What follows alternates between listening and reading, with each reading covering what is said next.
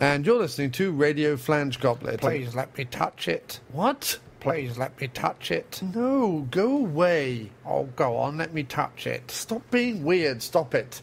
Please, I just want to touch it a little bit. No, you're not allowed to touch it. You let her touch it, why not me? I just want to touch it. Of course I let her touch it, but no, not Go you. on, let me touch it. No, stop it, put your hands away. Touchy, touchy, touchy. Oh, you're just weird. Go on, you know you want me to touch it. All right, you can touch it, but just a little bit. Okay, so you're listening to Radio... Stop it, I said a little bit. You're listening to Radio Flange Goblet, and now it's time for the After-Movie Diner. All right, go on. Touch it again.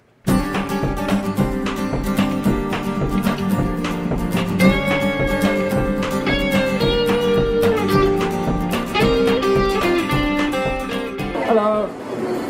Hi. I like the murals on the walls. Good, right? Hello and welcome to yet another After Movie Diner episode, and we're in an all-new diner this week. We're in the Goldmine Cafe, which is also in my neighborhood of 231st and Broadway in New York City, and I am here with my regular co-host, Mr. Jim Wallace. Hello. And wonderful to have you back up here in the Bronx, sir. It's always a pleasure when you come visit my little corner of the world. It's always a pleasure to visit the little corner of the world.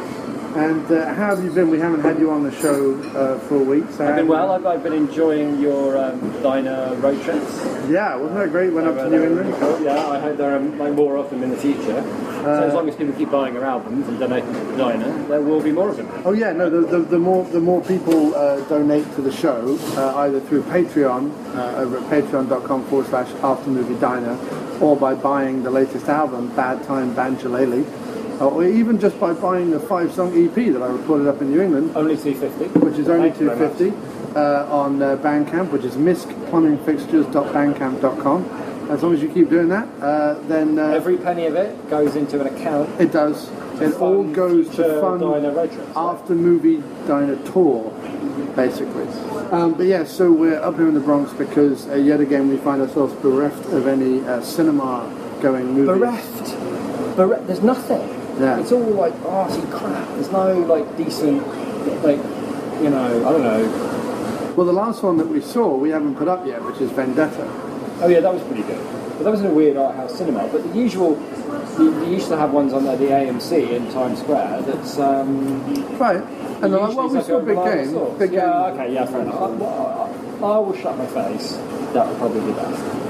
No, I'm just saying there have been some. It's just. It's too few. We haven't had a nice run of them, is what I mean. That's very true. That's very true. So we find ourselves up in the Bronx, having watched something on DVD, yes, which still counts, because as long as we come to a diner, it's an after-movie diner. It's not an after-cinema. No. See. And we've done it before. We've done it before. And in this case, we watched something that you picked up from a convention, right? I picked it up from Philly Comic Con from the, and I forget what they're called, but they're VHS guys who basically. Dupe VHS down onto DVDs, and this particular movie was a slasher film because I'm a big fan of late 70s, early 80s slasher films. I didn't used to, but I've come around. I don't remember when I came around exactly, but at some point I started being quite fond of slasher films, having previously not cared for them at all. I don't think I've seen Halloween since I started enjoying slasher films. Oh really? Yeah. I used to love Nightmare on Elm Street when I was a kid. Like I loved Nightmare on Elm Street. Right. And I can't remember what movie it was. It was probably watching them with you, I guess. That given the amount of like terrible horror films we've seen, slasher films at least have the benefit of having some element of urgency and like regular action to them. But yeah, I don't quite know why I like. I mean, because my two favourite horror subgenres are probably zombie movies and slasher movies. Right. And I will literally watch any slasher movie. I mean, as witnessed by tonight's choice, which was called Fatal Games. Fatal Games. What an excellent title. You know? Fatal Games. I mean, it sums it all up, you know? Basically, it was... So catchy. Yeah, it was a gymnast academy. Do you want to try? Okay, well, first of all, let's start with, as we always do, should you watch the film? And the answer is no. Right? We can be pretty firm on this. I don't know. Listening to the podcast will not spoil your enjoyment. Oh, no. Listening to the podcast will not spoil I mean, your you'd have trouble getting hold of it. I mean, maybe it's on YouTube, I guess. Yeah. Maybe. But given the, we're only watching a copy that you managed to get hold of on DVD from the thing we do. Yeah, but there's a lot of those people. We're still... I know what I want. Oh, you know what you want? Oh, I don't know what I want. I came over because I could see his... Yeah, you can see him and his little... He closed his menu, so I was like, oh, he wants to... He knows. It's all good. Okay. Don't worry, don't rush into Yeah, it. I'll come A back. couple of minutes is all Just pull good. me over, okay? Okay, thanks very much. Thanks so much. Sorry, everyone. So why don't you tell us quickly about the plot while I figure out what the fuck the hell I'm going to do? Oh, Okay. I never swear. It's fine, don't worry about it. So, as far as I could figure it, a bunch of 45-year-old alcoholics were all at a gymnast academy that I couldn't work out if it was meant to be a high school age, because there was also her father was hanging around telling her that she also had to do her homework, which seemed particularly overbearing and pointless if it was a university and or post-grad course. You're anyway. you're recounting the plot even worse than I do. No, I'm just explaining. I had no idea what age group this was meant to be. I think they're supposed to be But there are 18, people- 19 years old. All right, but they're clearly 45-year-old alcoholics with Where all do the you get that with from? all the athletic ability No, they're a bunch of a ham sandwich. they're a bunch of early 20s actors, none of whom know how to do anything even vaguely sport-like, because if they did, they wouldn't be acting. I guess So so. some of the things they do are genuinely hilarious. Hilarious. Anyway, They're approximations. So basically, there is someone killing people at this academy with a javelin. Red herrings are thrown about like an angry fisherman after a particular red herring catch. Because absolutely everybody is set up to be a potential killer, which is always a trait of a slasher film. As far as we could figure it, there were 4 people on the faculty, one of whom was a mad doctor that was pumping children full of steroids without telling anyone really what was going in their bodies, which was kind of disturbing. One was a nurse, one was a swimming instructor, and one was a general kind of baseball-wearing schlubby coach, who you said ended up being also the writer He's the writer and producer of the movie. Oh, by the way, his acting style was... he only had one thing, and what he would do is he would say something, and then he would turn away and shake his head slowly while walking away. And every scene he did, he ended by turning away, walking away slowly while shaking his head like that. No matter what he said. Right. So you've got the whodunit aspect of all good slashers. You've got the person is prowling the... Thank you very much for your patience. What have you decided? I'm going to get the New York chicken rack. Got it. You want fries with that or no? You're good. I know, just the rat's fine. Okay, and you're okay with the water? Actually, can I get a chamomile tea? Sure.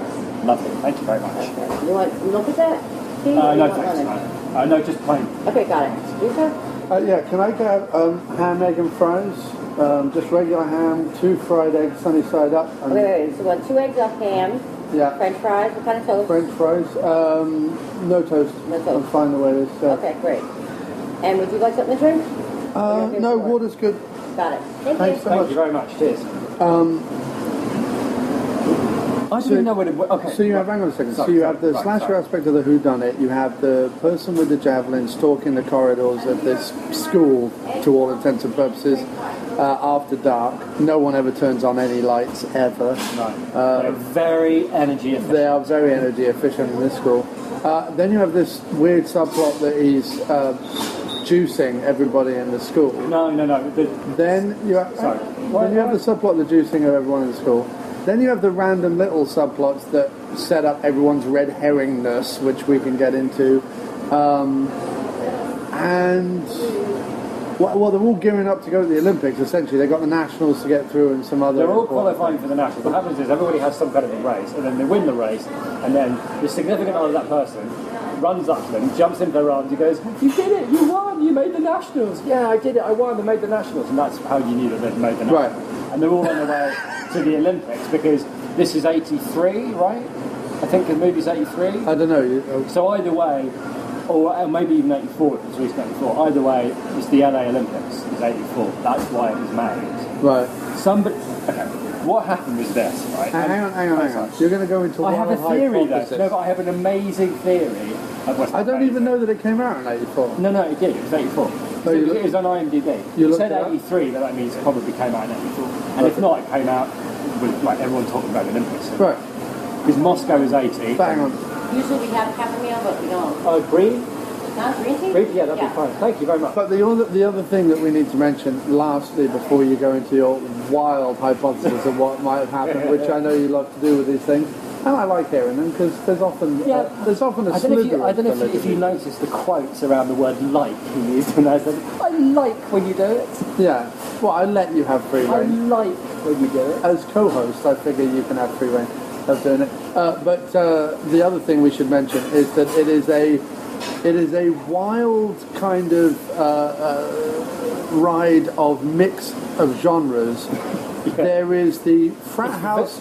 There is the it's more like Home and Away or something. Well, no, that's what I was going to say. Sorry. Thank you very much. There's elements of it that are very much like a kind of Porky's frat house sex romp, which, to be fair, the sex romp of the 80s and the slasher film of the 80s do follow very similar lines. They're both low-budget genres. They both have a lot of like nudity, high school elements to them. And so on and so forth. So there's a lot of crossover anyway, but this one had a particularly kind of... it started off like... Yeah, it started off like a kind of bonkers bananas... The first 5 minutes was like training montages from like from video for, hey, come train at the World's Crappiest Academy. Yeah. Like... We've got some parallel bars and some chalk. Yeah, it almost looked like an advert from like the 1980s. The best thing, we'll get on to this, but so you have the slasher element, you had the sex romp element, and you had the home and away element, the neighbours element, the general hospital element, like name your soap opera. There was plenty of soap and plenty of opera being flung around liberally. Often you would watch these scenes with a view to, wait a minute, there's going to be a point here, but no. So that was kind of interesting. But there would be a pause. Every time anybody said anything in the soap opera scene, there was an uncomfortable pause before the actor responded, as if none of them had any clue what they were doing. Which... And it also had that wonderful element, and this is fast becoming my favourite aspect of either inexperienced, low-budget and or independent filmmaking of any era, and that is where the writer and or the filmmaker feels intently important about extraneous detail that every other type of movie would just get rid of. You know what I mean? Yeah. They in this movie they take pains to set up stuff you just don't care about. I mean, especially around the red herringness. There was a bunch of scenes right in the middle of the movie where I suddenly realised, that's what he's doing. These are all the little scenes that go, well, he could be the killer because he's like angry he didn't win the Olympics, and she could be the killer because she has a lesbian girlfriend who really wants to be on the swim team, and various other, extraneous details. What I like is on the back of the DVD, it lists why they might be the killers. Like the doctor runs a crazy doping program. The coach trains everyone too hard. It's better about missing out at the Olympics. And then it said the nurse who takes her wild psychological theories into the bedroom, which never happened. Well, and then it goes, and the lesbian. That's enough to be a murderer. You're being a lesbian. We don't know what they're thinking. In 1983, that was enough, I think. We don't know what's going on in their heads. Could be murder. But it was odd because... Shall I kiss a girl? Shall I pick up a javelin and stab someone? One of the things that I'd recently picked up on Blu-ray, because Scream Factory have released all 3 of them now, and I was waiting for all 3 to become available before I picked them up. And that was the Sleepaway Camp series. Now, Sleepaway Camp is obviously famous for the kind of not only the gender swap, but also the sort of, what's the word? Kind of interesting take on sexuality, because there is a lot of like open homosexual stuff in there, and various questions of like gender and children and things like that. That was sort of. It's become famous for it. It's like one of those things that it's got all sorts of stuff in that movie. And this movie, while it isn't anywhere near as good as Sleepaway Camp, so please don't expect me to be saying that. All I'm going to say to it is there is, without spoiling too much, there is a Sleepaway Camp element to this film in terms of the way it deals with sexuality and gender. That's all I'm saying. Wow, that's generous. There's nothing going on in this film apart from the fact that my guess is two people who had no idea how to write or direct film decided the Olympics are coming up. Right. Wouldn't it be neat to make a slasher film where the killer used a javelin? Right.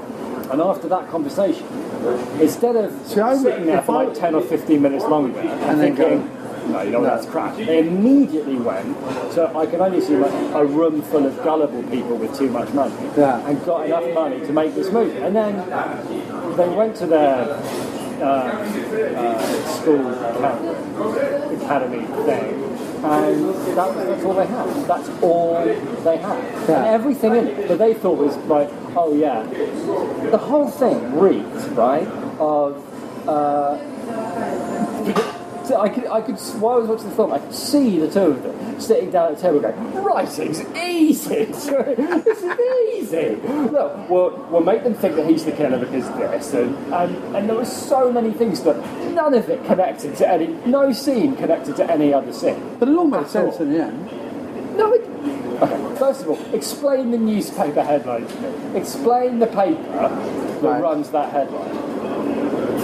Oh, wait a minute, what are you talking about? Right at the end, where it's like revealed who the killer is. Tim, in a reality where these people are America's next hope for the gold, I believe there's a newspaper that prints the headline, whatever it was about. Yeah, maybe, I guess. Transgender person, whatever. Well, thank you very much. That's perfect. Thank you. Thank you, lovely. Please let me know if you need anything. Will do. Thank you very much.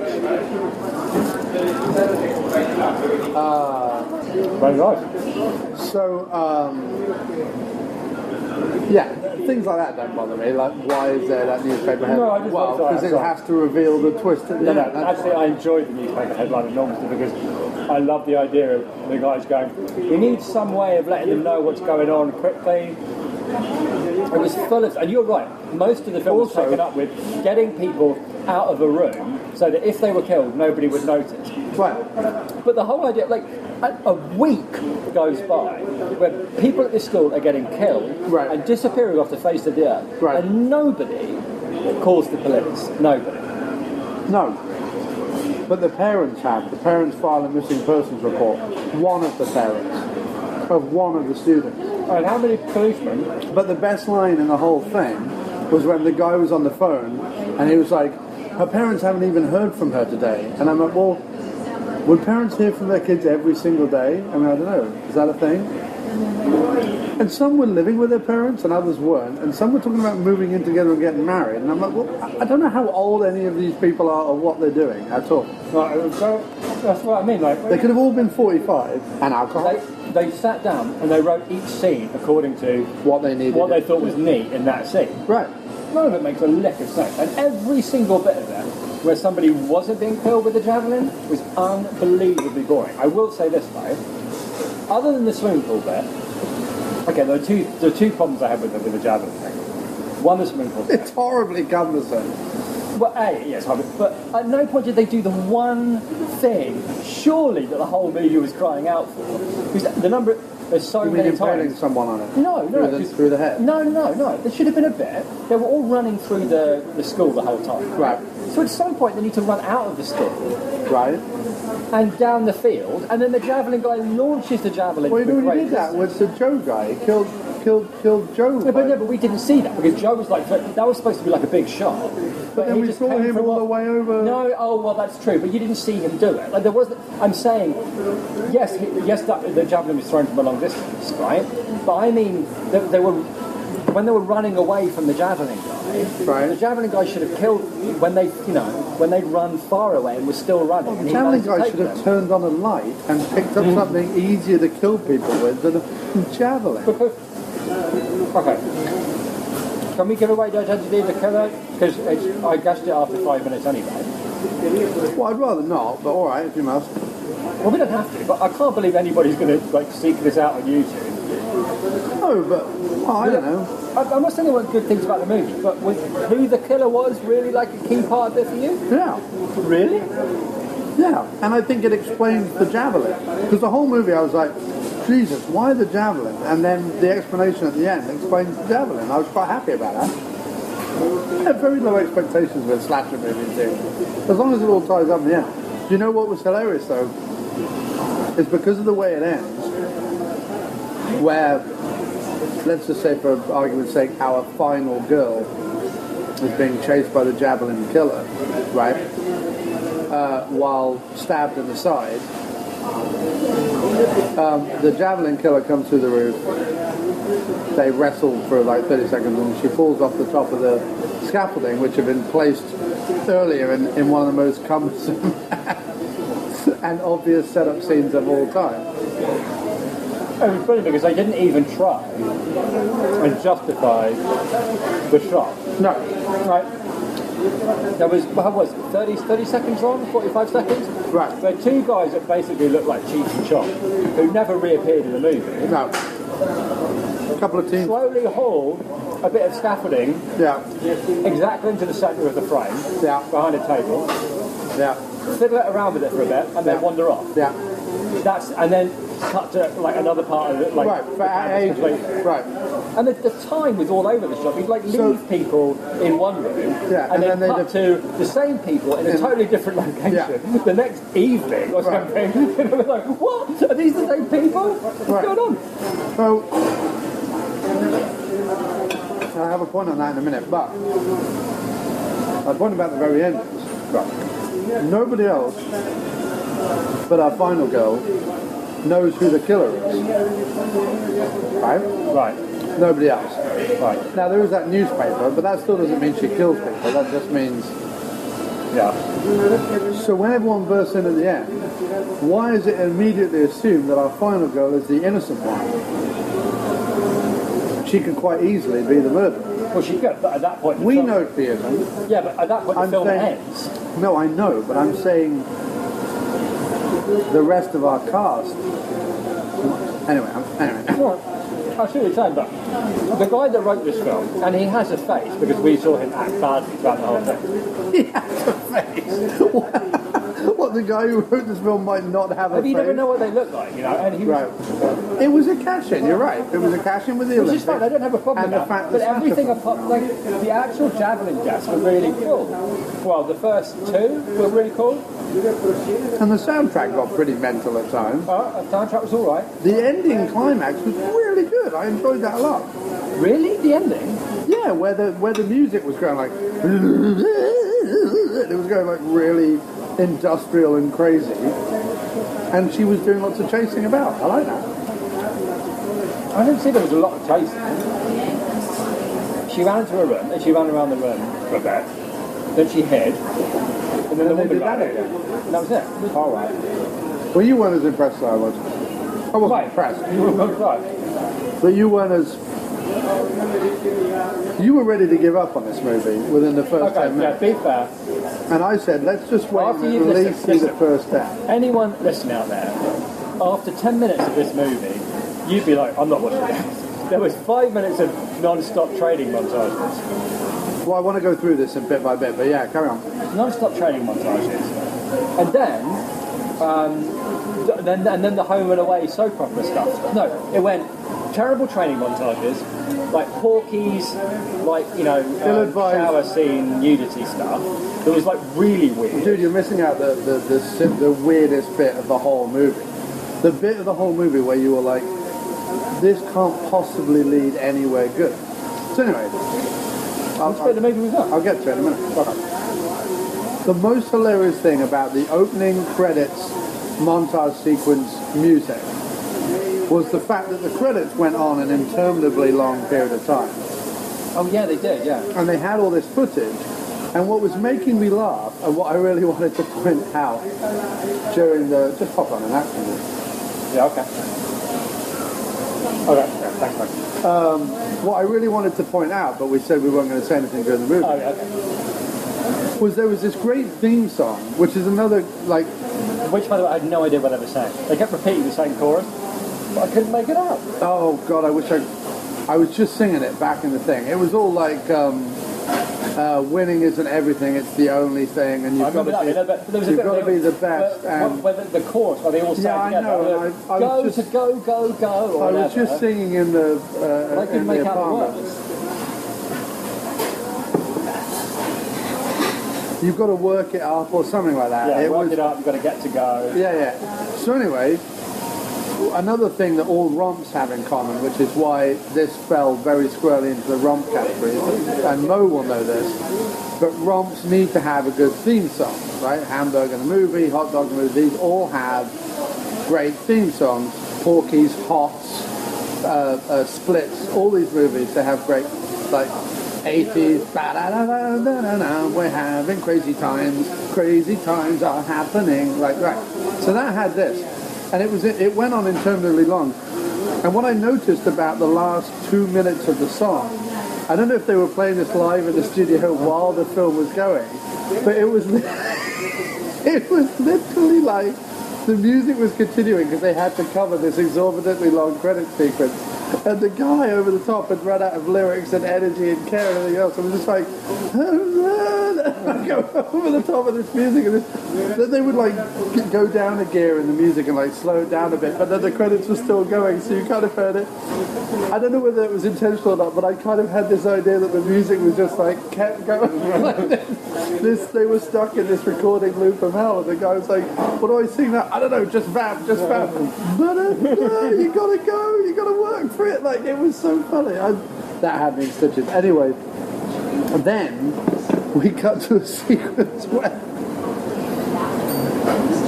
they had mustered together. This was the big opening sequence. They had mustered together 10 people and a couple of picnic tables and a guy in a suit who was, as far as I could figure it, extolling the virtues of private industry over government meddling in athleticism. While standing behind a giant sign, like advertising a company. There was right. Weird. Meanwhile, product placement. Meanwhile, there was a whole bunch of questions about what are we going to do. The napkins haven't shown up. What is this all about? So then, don't worry, Chief, I'll sort it out, says one of the kids. Runs off to the kitchen and out of a paper towel dispenser removes the paper towel roll.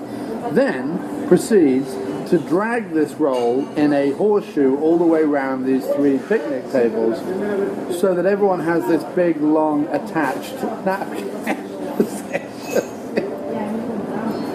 Then while this guy in the blazer is going on about private business and industry in America and, you know, all the rest of it, there, like a food fight kind of breaks out in a sort of small way. Then there's a tug of war over this fucking napkin. And I'm watching the movie going, really? I tell you what, because again, I could visualise after that shot, them going, that was great, guys, that was so funny the way you did the tug of war. With everyone involved in it going, that was so fucking lame. I mean, like behind their hands going, who are these people? And why do they keep wanting us to take our clothes from? Why did we agree to this? But the tug of war, so that's the thing. You reach the point with having a tug of war, which, by the way, is like the single lamest, unfunny thing I've possibly ever seen. And you work backwards to the point of the dialogue. Well, how are we going to introduce that? Say the winning writers of Fatal Games. And they come up with napkins. Oh no, we've run out of napkins. And then the guy says, well, that doesn't matter. They go, what do you want to do? Just wipe their hands on the table? Yeah, that would be crazy. What kind of a post-apocalyptic mad world are we living in? Is the rule of law broken down completely? Where people are supposed to wipe their hands on a disposable tablecloth? Fortunately, some guy nearby ran off and got napkins. So that was hilarious to me. I thought that... This is around the point where you had enough. Where I thought... You'd already had enough. First scene of the movie, you'd already had enough. Well, because that was swiftly followed by... Another extended training montage. Yeah, another training montage. Well, this is what I was going to say. 2 terrible actors going... Blah, blah, blah. This is what I was going to say about the whole, like, unknown actor thing. One thing I will say for the Hollywood star system is that when you watch a Hollywood movie, you know who's who. Do you know what I mean? Like, in other words, Tom Cruise doesn't show up halfway through a movie and you go, well, who's that then and what's he doing? You show up and you go, oh, he must be the hero. It's Tom Cruise, right?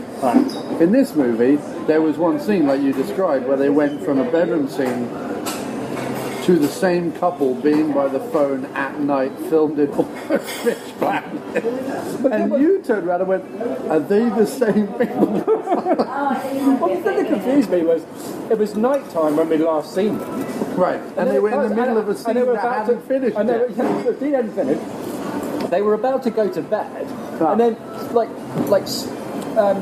fast cut, what would you call it? Hard cut. Because they were doing all that playful... To the same two people standing in the darkness by a phone, right. Presumably 24 hours later. Also, you realise doing something, this is hilarious as well. This is what... This is another thing that I just realised about how hilarious it is. I was watching that whole sequence between... Oh yeah, because there was an entire sequence in this movie where this woman who's a gymnast, whose father doesn't want her to be a gymnast, even though she's one of the best gymnasts, which is like, all right. What do gymnasts ever do? Gymnastics? Yeah, right. What do you want to hear? They get a big endorsement deal. What do you think was going to happen when you said, go to the academy that trains people to go to the Olympics? What are you ever going to do with this then? Yeah. Go to the Olympics? Like, the reason I'm here? But, so anyway, she has this boyfriend, right? And it's never made clear whether she likes him or not, because as far as we can figure it, she hasn't let him touch her. She never stays over at his house. She doesn't want to do anything until they're married. Like, she's sending mixed signals wildly to this guy all the way through the movie. Hang on a second. Sorry. So she turns up after class. He's like, come back to my place. She's like, no. He's like, well, just come back to my place for a little bit. She's like, no. He's like, well, let's go get a burger then. And she's like, oh, I thought you'd never ask. What? Then they're going to get a burger, but wait a minute, no, it's her birthday. Another irrelevant detail to the whole film. Come back to my place. No. Please come back to my place. No. All right, let's get a burger. Why did you say that in the first place? Because I wanted you to come back to my place. Also, it's your birthday. So he has set up a surprise dinner with all these people. If she'd said where yes, you get the best burgers in town, by the way? Oh, the Mexican. Like, clearly they went, listen, local Mexican restaurant, can we film here? Yeah, and they go, oh, there's this really great guitarist who plays there. Let's have 5 minutes of him singing. Yeah. Which they then do. But what was hilarious is that if she had said, sure, I'll come back to your place, what would all the people in the Mexican... What? You can imagine the conversation going, but what if she does go back to your place? Don't worry, she won't fit out. Do not worry about that. So, you can't decide if she likes him or not. Anyway, my place is disgusting, as am I, so I'm sure. We get to see her blow out her candles, they sing happy birthday to her, there's some By the way, hogwash. that was absolutely, without question, the worst rendition of Happy Birthday I've ever heard. Everybody singing it was out of tune. I'm puzzled as to why these people were hired. They can't sing. Granted, that was fairly laid out with this to priority. They also can't do any kind of sporting activity and look convincing. Some of the dives into the pool were simply the worst. No, the best one was when they tried to film the 100 metres and the guy left what are they called when you left? The blocks, that's it. He left the blocks like flailing his arms. Yeah, it was brilliant. It was like a he Caesaring. never run any. No, I tell you what it was like. Like a Caesaring. There was a little Seagal. drama It was going like on Steven there. Seagal having a Caesar because when he runs, he flaps his arm No, around. I'm telling you, there was a little drama going on there where he finally got his part in a big movie, right? Tiny part that he was going to make, he was going to own it. Right. But he didn't know quite what it involved. And then he said to him, yeah, listen, you'll be running. And then he flashed back to his childhood, the last time that he ran, where he looked so ridiculous that everyone at school, including his own mum, made fun of him. And since then, he's never run again. And now, at this moment, his big break, he has to run. And he gave it the beans, no question. Do you know what I mean? He really gave it a try. Including his mum. The way his arms were moving around, he looked like someone who hadn't run since he was 7. Yeah. You know what I mean? He looked like. That's exactly what went on. I'd love to imagine that flashback right now. That's hilarious. Nobody in that movie could do anything convincingly. They couldn't act. They couldn't even run convincingly. No, and the funny thing was, there was this guy who was about to be an Olympic gymnast who was like top of his class. When he tried to do a dismount, he like shattered his ankle. No, he broke his shin. Oh, he broke his shin? He broke his shin. Oh, okay. It was a horrible crack. And it wasn't as if he like landed on the mat, as you always would. And you're thinking, maybe you twist your ankle, but you don't break your shin. Yeah, you just... Unless you have serious... Well, because he has been being pumped full of juice, I guess. I don't think they reduce shin density. I mean, I'm just in that. Oh no. But that's the thing, no one... Like the nurse who was going on about these, the drugs are bad for the kids. Oh, this was the greatest thing when our final girl, female, got unbearable stomach cramps to the point where she was doubled over in absolute agony. And as far as we were aware, these drugs could be eating holes in her stomach lining. Because nobody knows. The nurse goes, no, we can't take her to the ER because then they'll find out all about our doping children. So let's just take her back to my place where I'll give her a pillow and some tea. That apparently solves everything. Well, it did, didn't it? She felt much better. and then we heard about her mum in the Berlin Olympics. But it was yet another extraneous scene. Yeah, you've got. Thank you very much. You've got to understand, right? No, I didn't finish my point. Sorry. Oh, I'm sorry. I never let you finish your point. No, it's fine, because it's funny stuff. But so she goes to a birthday party. Right. Come out of the birthday party. They bump into two policemen. Again, irrelevant. Probably how much did the uniforms alone cost? Probably that scene. And they could have been dressed as hamsters for all the difference it made to the plot. Bumping into two random people. The end. Cousins of the producer. I bet you anything. No, I'm betting what happened was someone went, there aren't any policemen in this movie. That's a bit ridiculous. So let's put some policemen in. Where do we put them? Why don't we have them bump into the policemen after the Mexican restaurant scene? Hello, listeners, and can I just say a huge thank you for tuning in every week. It's absolutely fantastic that people continue to listen and hopefully enjoy the show. If you'd like to write in, and we would really love to hear from you and get some feedback, please do it at aftermoviediner@gmail.com or call us at 347-669-0053. If you don't want to spend the money on calling us, you can always use SpeakPipe directly from your computer at www.speakpipe.com/aftermoviediner, and you can leave up to a 90-second voicemail there completely for free. Now, I know this is the bit that not everyone likes, and they're like, shut up, we were listening to the show and we just want to go back to it, but the show is not free to produce, so we do have to obviously pay for meals every week. We obviously have to source the movie. We very often go to the cinema. That costs money.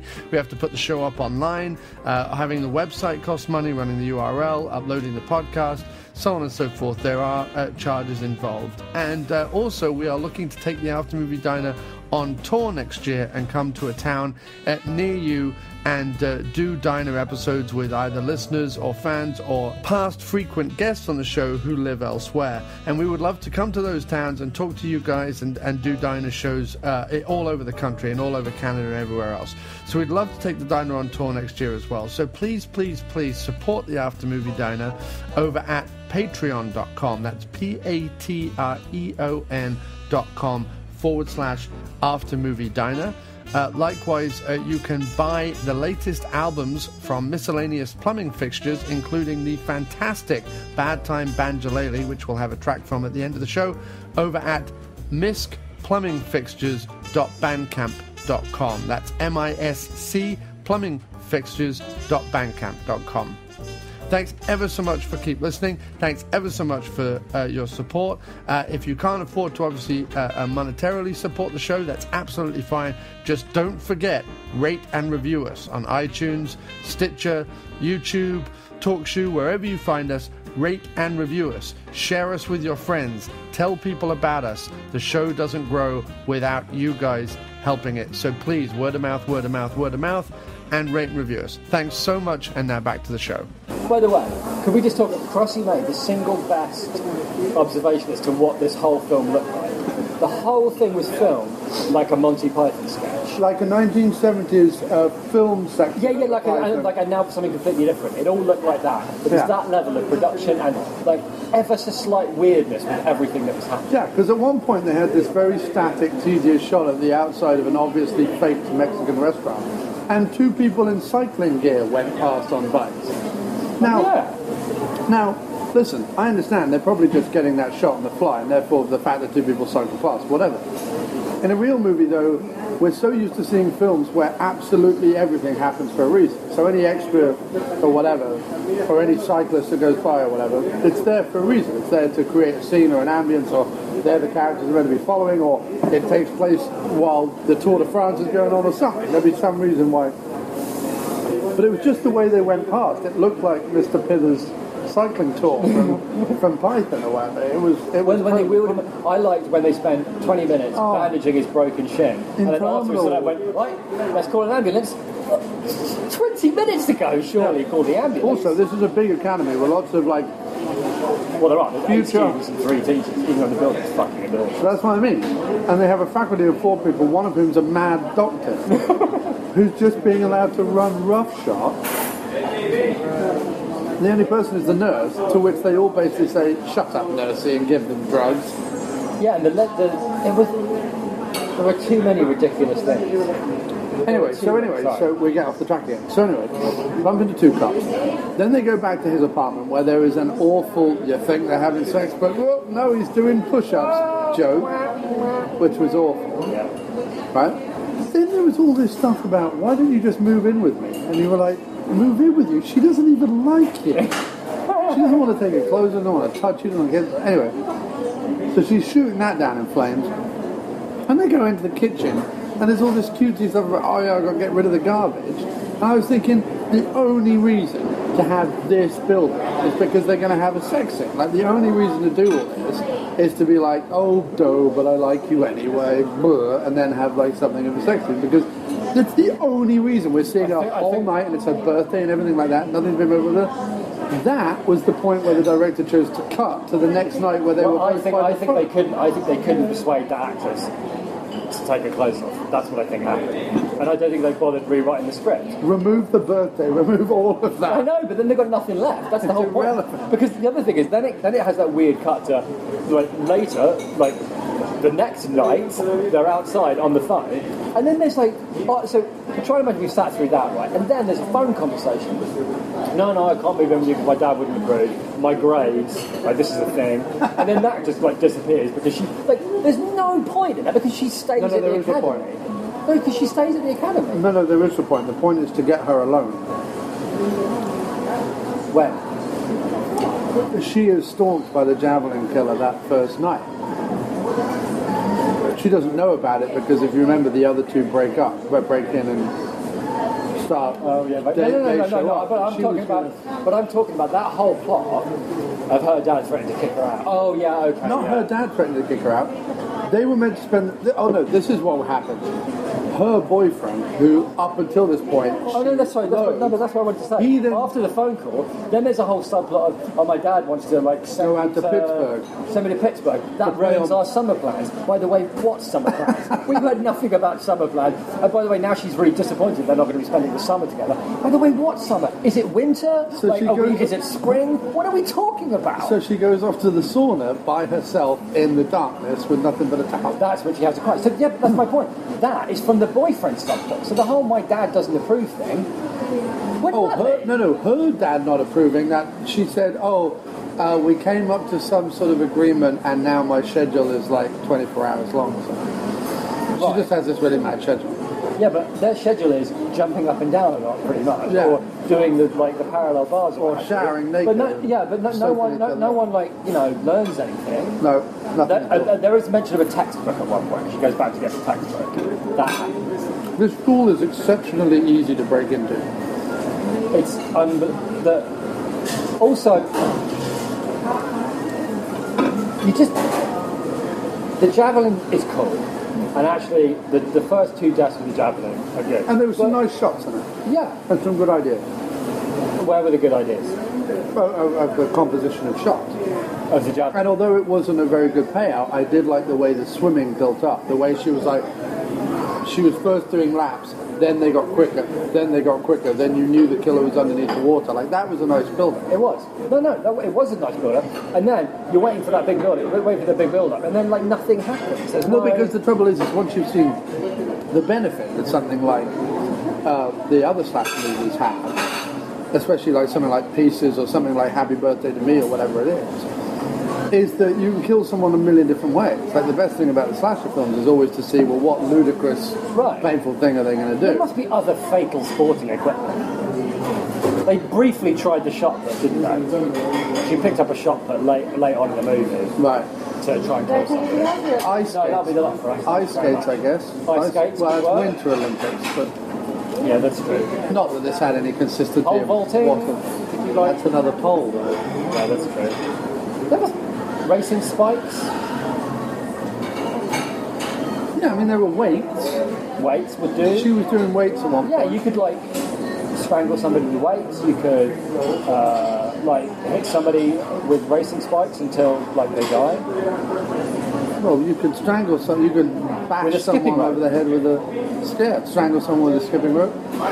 Don't they have those things? So wedded to the javelin. Well, right, which felt cumbersome and awful throughout the movie. But when you find out the ending, it made sense. I'm not sure it did. No, it did, because that was her... Really? That was her sport? Yes. That's the whole point of the film. How do you know that was her sport? What? How do you know that was her sport?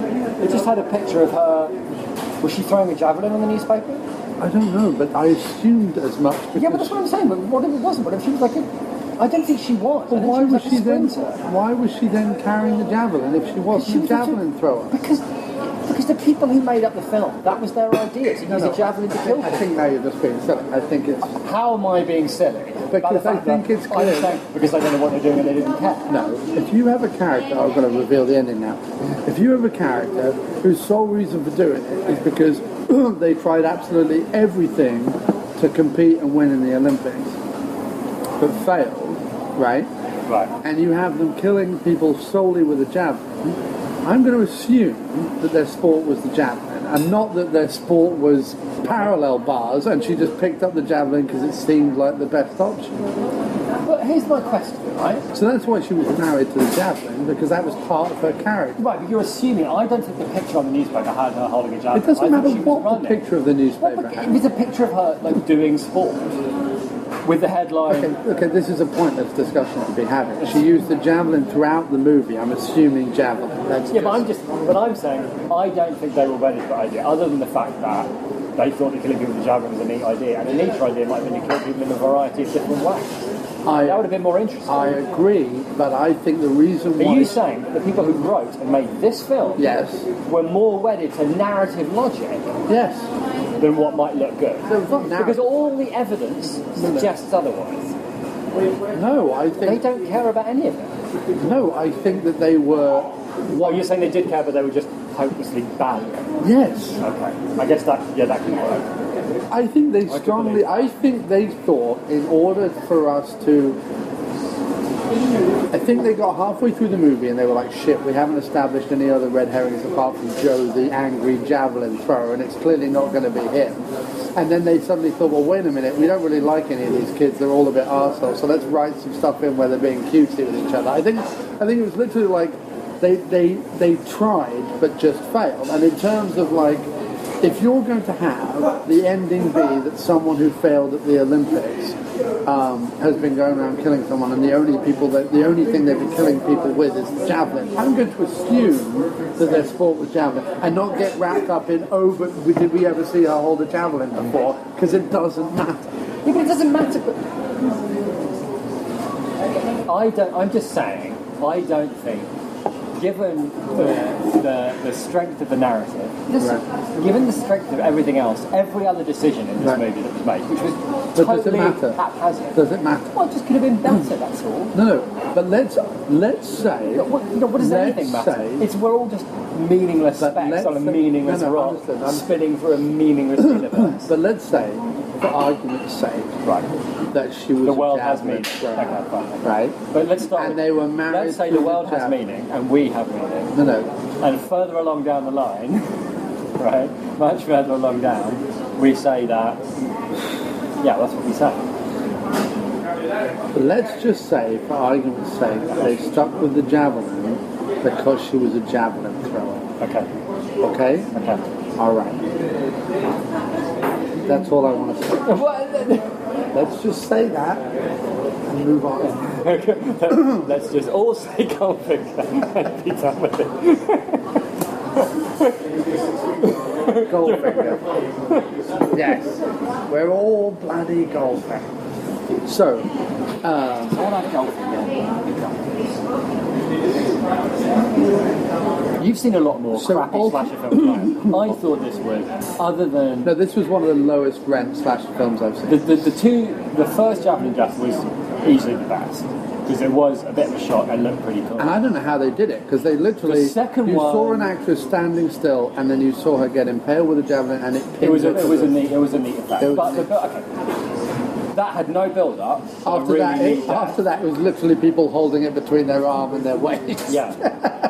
But also, there was a lot of people running away and screaming from the javelin. That was quite nice. The woman, the woman who was in the sauna naked, who then got chased. Yeah, that was cool. That was my point. That was when Except, she should have run out the back and then javelin for a long. Because at no point did we see her prowess with the javelin. No, but do you know what I noticed? Sorry. But we did do. No, I'm just saying while they were running. Because it's much more difficult to hit a moving target, and that would have looked cool. Okay. What? How is that? How is what I'm saying like total madness? Well, because what was good about that sequence was that you had her like running about while you had the people nonchalantly outside, and that was what they were trying to do. Again, incompetently. Yeah, but she could have run out the back of the building. I'm just saying. Okay. Like you get to have your right. let's just say she runs out of the back of the building, right? I.e. Except that what I said, let's just say it was to do with actually the film. But okay, carry on. All right. Well, let's just shut your face. Let's say she runs out the back, right? Okay. So she's not disturbing the people at the front, like you say. So she's running away from the standard slasher thing, right? They run away from the slasher, and you think they've gotten away, only they haven't really.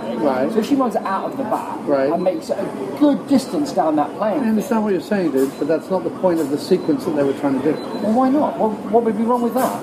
Nothing would be wrong with it. That would be a separate sequence. It wouldn't be separate. It would be the end of the same sequence. She'd still get to run around in the school, but I'm saying instead of after a bit of running around the school, she kind of turns around and then she gets stabbed. It was a bit like, you've got to admit, it's a bit underwhelming, but everything up to that point was good. But what if instead of ending there? But then it didn't end there, because then what happened was, is our final girl went into the school, again, didn't turn any lights on, even though she was looking for her exercise belt. And that was meant to be the tense moment, because her friend was dead underneath the lockers, and she dropped her padlock, and blah, blah, blah, blah, blah. They were trying to create tension. It wasn't to do with... It wasn't a sequence to do with, well, how far can she throw the but I think that should have been there. That would have been neat. It was the only thing that was missing from the whole thing. Especially the whole point of her, right, if she's like a big javelin frickin' expert, well, at some point we should see her throw the javelin a really, really long way to hit somebody running away. Okay. I know you say that she did, but why are you being so obtuse? You know what I'm saying. She was all the way... Why are you speaking? But why? You know what I'm saying.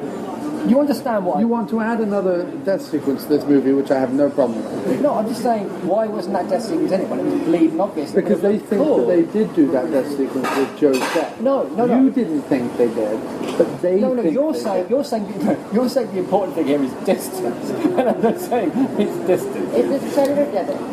Either is fine. Debit is fine. Well, debit, you'd have to come with me because I can't take your pen. Oh, credit is first. That's nice that I bring back the table though. The important thing is not distance. The important thing is at the point that you think the person has gotten away. I know, dude. Actually, but what's wrong with me suggesting it? Why am I all of a sudden like Captain No Clue just because I'm suggesting a neat death sequence? No, I know they did that. No, but I'm saying they didn't do that. Well, I know they didn't do that. Why wouldn't you do it? We did. Let me have my death sequence. I'm not saying you can't. It's a movie about people will actually hear me say, if you want to add that death right to the aftermoviediner. If you think that never works. If you think I'm brilliant, nobody ever writes. Hashtag Jim's the best. Nobody ever writes anything. Let's get it started on Twitter. Hashtag Jim is right. Aftermoviediner at gmail.com. 347-669. Hashtag re-javelins. Jim equals best. 347-669-0053. And please all write in and tell Jim that I very clearly stated that if he wants to add a whole new death sequence in which javelins go flying through the air at a long or short or moderate distance. Distance isn't the point. Considering distance is the point. No, but thank you so much. Thank you. what I'm saying is, the slasher convention. No, that's it. Well, there isn't a place to put it on there, so I'll have to. Oh, cash ticket. At the time that you think the person's gotten away, that's a time when the javelin prowess can get somebody. It just seems like such an obvious thing to put in a slasher film. Plus, it would be a really cool use of the javelin. There's only so many ways you can use a javelin, and that would be really cool to trap somebody in that way. Agreed. That's it. That's all I wanted to say. Agreed. Hashtag. That's all. You could equally. I'm going to stop doing the hashtag thing. You could equally have set up 6 javelins and gone to the top of the bleachers with someone who you'd battered about the head with a weight, picked them up and thrown them down onto a pincushion of javelins. You could have used somebody. No problem. Thank you very much. You could have sharpened somebody's head and used them as a javelin. I'm just saying. You could have sharpened somebody's head and used them as or you could have stuck a javelin through them, like through the bottom of their foot, right, all the way through them, up to the top of their skull, and then thrown that at somebody else. I'm just saying, there's room for, I agree. Expansion. I agree. What is America? What right? is, Except, adapting understood. and improving. And if you want to make the statement that they were not the most inventive and imaginative with the deaths, I will wholeheartedly stand right next to you. But a little bit behind, going. No, I agree with you. I just don't. Really quietly though, so I can't quite hear. You kept going like, well, why didn't they do this? Well, they didn't do it because they didn't have the imagination, the wherewithal, whatever, to do it. And they already felt that they had shown the prowess and distance by the Joe sequence, even though you felt that was underwhelming and ill-explained, which I agree it was, but that's what they felt they were doing. Yeah, all right. No, okay. That's my only point. I take your point. Other than that, I'm agreeing. Once again, you win. No, other hashtag Krusty's best. No, I completely agree. I'm standing by you with there could have been more inventive deaths. She could have put a javelin with 2 people either end and stood them up like a like an H and made help out of people with javelins. And have one going through somebody's eye, like at least. Right, but that requires prosthetic heads whereas it doesn't cost anything to have someone hold a javelin between their waist and their arm and then fall down slightly out of feeling. What do you think the odds are that every single person that worked on this film ever worked again? Like, what do you think the odds are? I think they're quite high. What, that they worked again? Yeah, who do you think worked again in the whole movie? I'm talking top to bottom. Who do you think worked again? Maybe the soundtrack though. Maybe he worked again. I would say a couple of the kids probably had small roles and other stuff. Really? Who? Well, the lead girl probably.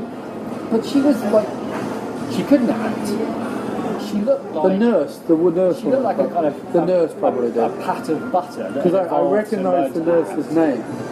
Maybe the nurse wasn't bad, actually. The nurse wasn't I recognise the nurse's name. Yeah, I had a feeling that she was like the big name draw at the time. Because the coach was the She was probably on a soap the opera. doctor was terrible. But she could act, right? The doctor was straight out of Frankenstein. Like, he was like, but this is my work. You don't seem to understand. And he kept taking phone calls entire life. He took the phone call at 1 a.m. from the nurse with the girl with the stomach cramps. And she went, look, it's pretty bad. She's got stomach cramps. The drugs aren't working. Okay, well, monitor a condition and talk to me in the morning. And then put the phone down and goes back to his paper. What was that for? No, none of it was for anything. So anyway. So that's what you think. So soundtrack? Soundtrack guy, nurse guy, and maybe the final girl. Maybe. By virtue of having got the lead in this movie. No, I tell you who worked again. Right. All the women who did full naked things. But that was weird. They were just in the background. They weren't even like full but characters. they all worked again because they were all willing to take their clothes off. So that means they all...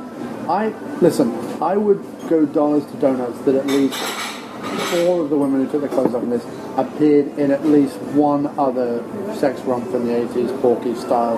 Right. Okay. All right. I guess I could. I bet one of them was in Hots or Splits or one of those, or like what think it was my like a private local thing? tutor. Like, did you? Maybe the guitarist in the Mexican restaurant. He might have worked again.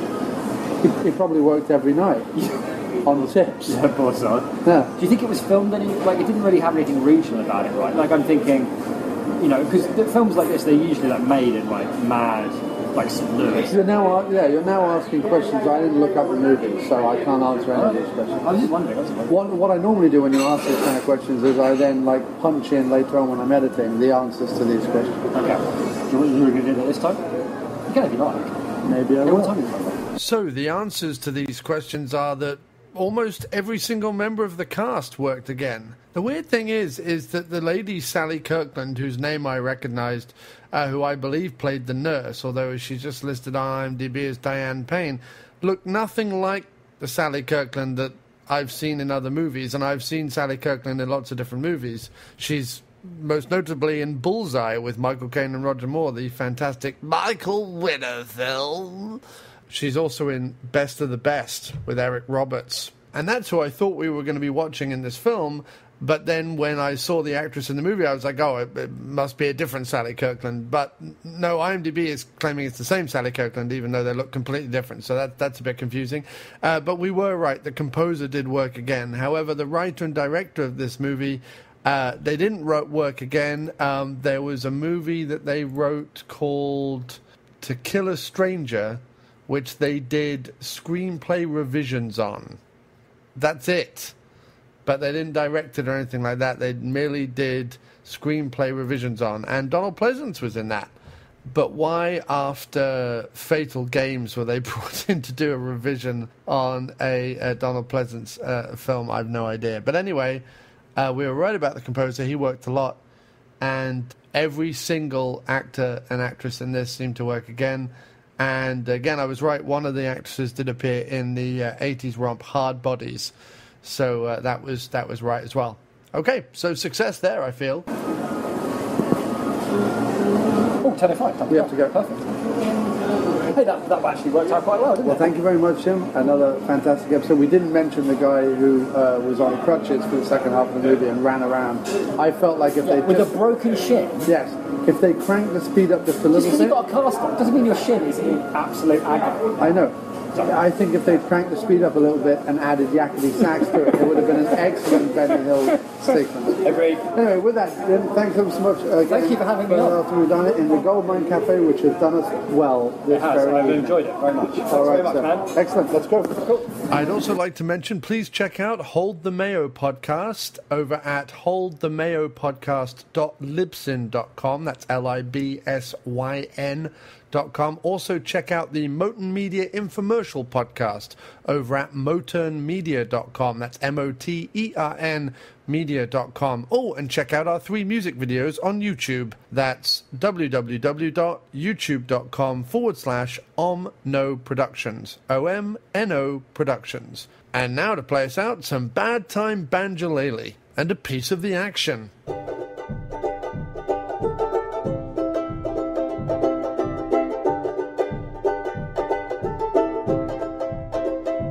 Getting a piece of the action is never a piece of cake. Everything has an opposite and equal reaction. There's no mistake. There was nothing I could have done. My heart was always gonna break.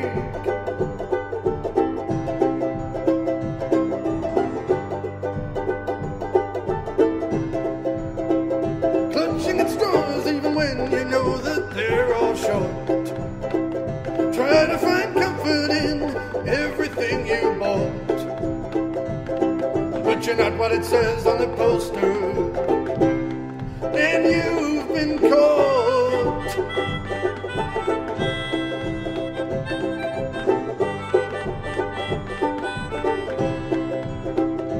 Highway road, East Arizona. I knew then it was over, but something can't finish if you don't let it start. It's time to put this horse before the cart.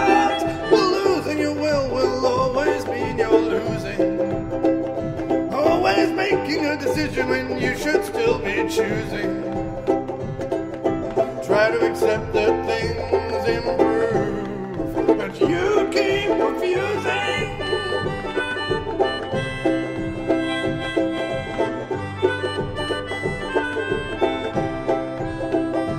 And I know that there'll be moments, and I know I'm not quite there, and I know that I'll put obstacles in our way, but you say you just don't care. Getting a piece of the action is never a piece of cake. All my emotions are autumn leaves and you're the rake. You could handle the give, but not the take. No, no, no, no, no, not the take. Highway road in PA. I was in the car, you were on your way. There was nothing that